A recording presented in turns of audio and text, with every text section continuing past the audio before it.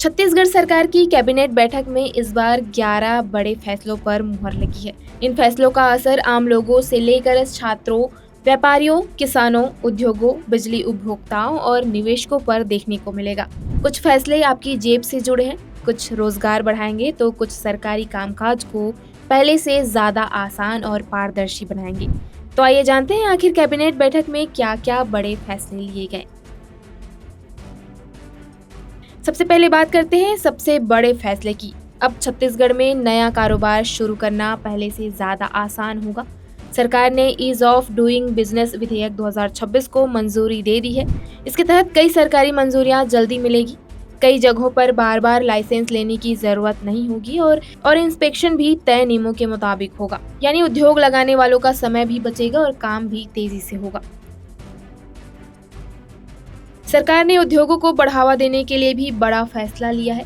औद्योगिक निवेश से जुड़े कानून में बदलाव किया जाएगा ताकि ज्यादा से ज्यादा कंपनियां छत्तीसगढ़ में निवेश करें। इसका सबसे बड़ा फायदा युवाओं को मिलेगा, क्योंकि नए उद्योग लगेंगे तो रोजगार के नए अवसर भी बढ़ेंगे। बिजली व्यवस्था को और मजबूत बनाने के लिए भी अहम फैसला लिया गया है। अब बिजली कंपनियों को भुगतान डायरेक्ट डेबिट मेंटेन यानी डीडीएम के जरिए किया जाएगा। आसान भाषा में समझे तो बिजली का भुगतान समय पर होगा, जिससे बिजली सप्लाई में किसी तरह की दिक्कत नहीं आएगी और सरकार पर अतिरिक्त बोझ भी नहीं पड़ेगा। सरकार ने जीएसटी कानून में भी कुछ बदलाव करने का फैसला लिया है। इसका मकसद टैक्स से जुड़े कामों को आसान बनाना है। खासकर उद्योगों और निर्यात करने वाले कारोबारियों को रिफंड जल्दी मिलेगा। इससे कारोबार करना आसान होगा और टैक्स व्यवस्था भी ज्यादा पारदर्शी बनेगी। जीएसटी आने के बाद वैट से जुड़े मामलों की संख्या काफी कम हो गई है, इसलिए अब अलग से वैट अधिकरण रखने की जरूरत नहीं होगी। जो पुराने मामले अभी भी लंबित हैं, उन्हें राजस्व मंडल भेजा जाएगा ताकि उनका जल्द निपटारा हो सके। छात्रों के हित में भी सरकार ने बड़ा फैसला लिया है। अब निजी विश्वविद्यालयों को रिजर्व फंड रखना होगा ताकि किसी भी स्थिति में छात्रों का नुकसान न हो। साथ ही लाइब्रेरी, भवन और दूसरी सुविधाएं यूजीसी के तय मानकों के अनुसार उपलब्ध करानी होगी। यानी छात्रों को बेहतर शिक्षा और बेहतर सुविधाएं मिलेंगी। बस्तर फाइटर्स की भर्ती और सेवा नियमों पे भी बदलाव किया गया है। सरकार का कहना है कि इससे जरूरत के हिसाब से भर्ती करना आसान होगा और पूरी व्यवस्था पहले से ज्यादा प्रभावी बन सकेगी।